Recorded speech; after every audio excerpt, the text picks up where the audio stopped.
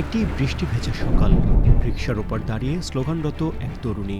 জুলাই গণ অভ্যুত্থানে স্মরণীয় ছবিগুলোর একটি হয়ে উঠেছিল সেই মুহূর্তটি। আজও অনেকের কানে বাজে সেই স্লোগান, কিন্তু ছবির সেই তরুণীর কথা কি মনে আছে? সময়টা ২০২৪ সালের ২ আগস্ট। কোটা সংস্কার আন্দোলনে আটক, গুলি ও হত্যার প্রতিবাদে উত্তাল রাজুক উত্তরা মডেল কলেজ এলাকা। সেদিন সকাল থেকে আকাশ ভেঙে বৃষ্টি নেমেছিল, কিন্তু সাধারণ মানুষের প্রতিবাদ থামাতে পারেনি সেই বৃষ্টি। সেই মিছিলে ছিলেন ব্র্যাক বিশ্ববিদ্যালয়ের ৪র্থ বর্ষের শিক্ষার্থী শায়লা আক্তার। রিকশার ওপর দাঁড়িয়ে তার কণ্ঠে ধ্বনিত হয়েছিল সেই স্লোগান, যা পরে ছড়িয়ে পড়ে সারা দেশে। কেন তিনি সেদিন রাজপথে নেমেছিলেন? ২রা আগস্টের আগ পর্যন্ত কিন্তু আমি শুধু গিয়ে রাস্তায় নামছিলাম যে শুধু আপডেটস নেওয়ার জন্য। আপডেটস নিয়ে গিয়ে আমি ফেসবুকে আপডেটস দেওয়ার জন্য করতাম, যে জনগণদের আপডেট রাখার জন্য।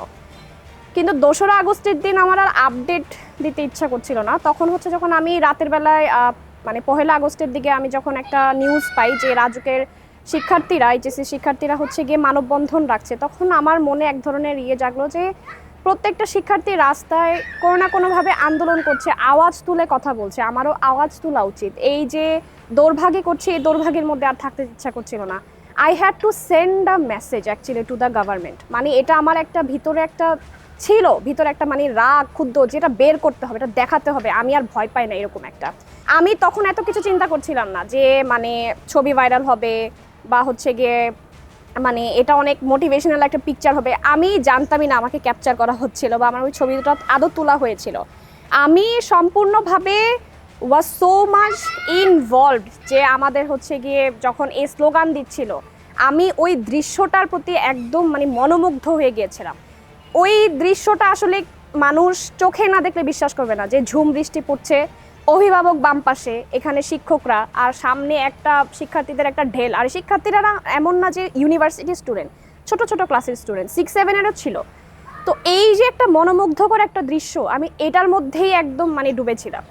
ভাইরাল সেই ছবিটি জুলাই গণ অভ্যুত্থানে নারীদের দৃশ্যমান উপস্থিতির একটি শক্তিশালী দলিল বলে মনে করেন তিনি। কিন্তু ইতিহাসে নারীদের অবদান অনেক সময় আড়াল হয়ে যায় বলে মনে করেন তিনি। স্টিল আমরা যদি ইতিহাস এবং বইয়ের ক্ষেত্রটা দেখি, ওইখানে কিন্তু উই ক্যান সি যে মেয়েদের ব্যাপারে কন্ট্রিবিউশন, মানে উইমেন যে কন্ট্রিবিউশনগুলো আছে যুদ্ধের ক্ষেত্রে, এতটুকুই দেখায় যে গিয়ে মুক্তিযুদ্ধের সময় যে মুক্তিযোদ্ধারা, সেনাবাহিনীরা যারা আসতো, ওদেরকে গিয়ে মা বোনরা খাবার দিয়ে সাহায্য করতো, বা গিয়ে নিজেদের ছেলেদেরকে, নিজেদের স্বামীদেরকে যুদ্ধে বিলিয়ে দিত। এটা একটা স্যাক্রিফাইস। বাট ওরা কিন্তু আরও রিস্কি জিনিস করেছিল, as much as main did. ওই সময় কিন্তু মেয়েদের যুদ্ধে যাওয়া, ভাষা আন্দোলন করা, রেভলিউশন করা কিন্তু অনেক বড় বিষয়। ভাষা আন্দোলনে যে মেয়েরা ছিল এই বিষয়ে কিন্তু খুব একটা মেনশন আমি দেখি না। ভাষা শহীদদের নামের মধ্যে আমি শুধু ছেলেদের নামটা মেনশন দেখি, মেয়েদের এত মেনশন থাকে না। কিন্তু আমাদের যে এই 24-এর গণ অভ্যুত্থান হয়, আমার এই পিকচারটাকে আমি এরকমভাবে দেখি না যে এই পিকচারে আমি আছি, আমি এই পিকচারে I can see a women. এই পিকচারটা একটা এভিডেন্স থেকে গেল এই রেভলিউশনের জন্য, এই 2024 গণ অভ্যুত্থানের জন্য, যে এখানে মেয়েরা ইনভলভ ছিল। গণ অভ্যুত্থানের 2 বছর পর ছবিটির দিকে তাকালে শায়লার মনে মিশ্র অনুভূতি কাজ করে। তার ভাষায় রাজনৈতিক নেতৃত্ব বদলেছে, কিন্তু মানুষের যে পরিবর্তনের স্বপ্ন ছিল, রাষ্ট্রের সেই কাঠামোগত পরিবর্তন এখনও পুরোপুরি আসেনি। আমি ওই ছবিটা দেখলে একটু, অ্যাজ আই সেড, যে আমার একটু খারাপও লাগে। কারণ ওই দিন যে আমরা রাস্তায় নেমেছিলাম, এই যে ছোট ছোট বাচ্চারা নেমেছিল, দাবি শুধু এটা ছিল না যে সরকার পতন, আমরা একটা সিস্টেম একটা গুড়িয়ে গিয়ে আরেকটা নতুন সিস্টেম দাঁড়া করাতে চেয়েছিলাম।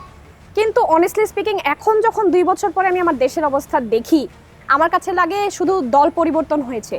আওয়ামী লীগের পরে অন্তর্বর্তীকালীন সরকার এসেছে, অন্তর্বর্তীকালীন সরকার পর বিএনপি। চেঞ্জ কিন্তু আমি কিছুই দেখছি না।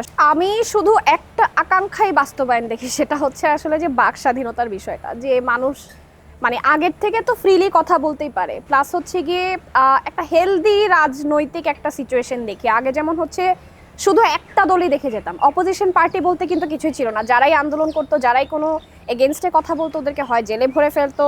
শায়লার মনে ঘুরে ফিরে একটি প্রশ্নই আসে, যে পরিবর্তনের জন্য এত মানুষের রক্ত ঝরল, এত প্রাণ গেল, সেই পরিবর্তন কি সত্যিই এসেছে?